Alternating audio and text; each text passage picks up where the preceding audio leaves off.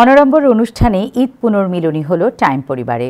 রোববার দুপুরে time television ও বাংলা পত্রিকার বার্তাকক্ষে আয়োজিত এই অনুষ্ঠানের মূল উদ্যোক্তা ছিলেন টাইম টেলিভিশনের সিনিয়র নিউজ প্রেজেন্টার দিমা নেফারতিতি। স্মৃতিচারণ, আড্ডা আর দিমা নেফারতিতির হাতের রান্না করা বাঙালিয়ানা খাবারে পরিপূর্ণ ছিল এই পুনর্মিলনী।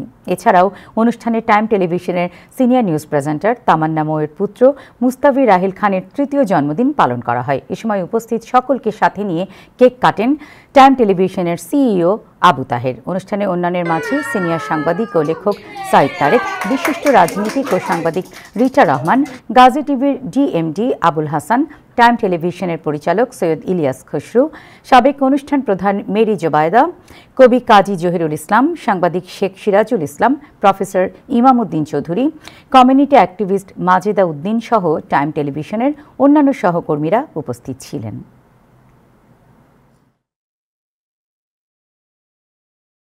সিনিয়র নিউজ প্রেজেন্টার এবং এখানে খুব স্বনামধন্য একজন খ্যাতিমান ব্যক্তিত্ব দিমা নেফারতিতি আপা আজকে সব আয়োজন করেছেন আমাদের ঈদ পুনর্মিলনী এবং সেই সাথে অ্যারনের হ্যাপি বার্থডে। দুটো অনুষ্ঠান আমরা একসাথে করছি। আমাদের সম্মানিত কলিগরা এখানে উপস্থিত আছেন এবং সবাইকে অনেক ধন্যবাদ আজকে এই অনুষ্ঠানে এসে আমাদের এই আয়োজনকে আলোকিত করার জন্য।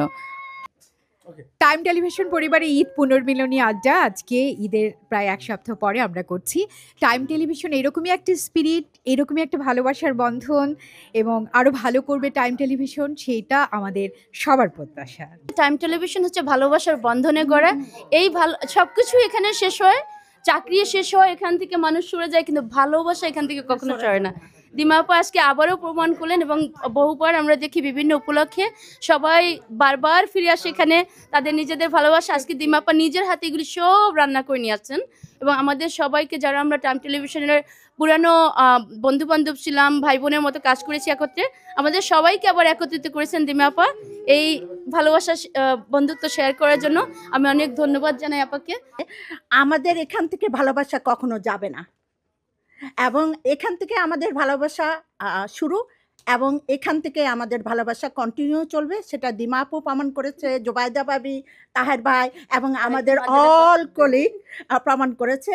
আমি আমার সম্বন্ধে কিছু বলার বাহুল্য, সুতরাং আমি মনে করি সবার সাথে আমি আছি।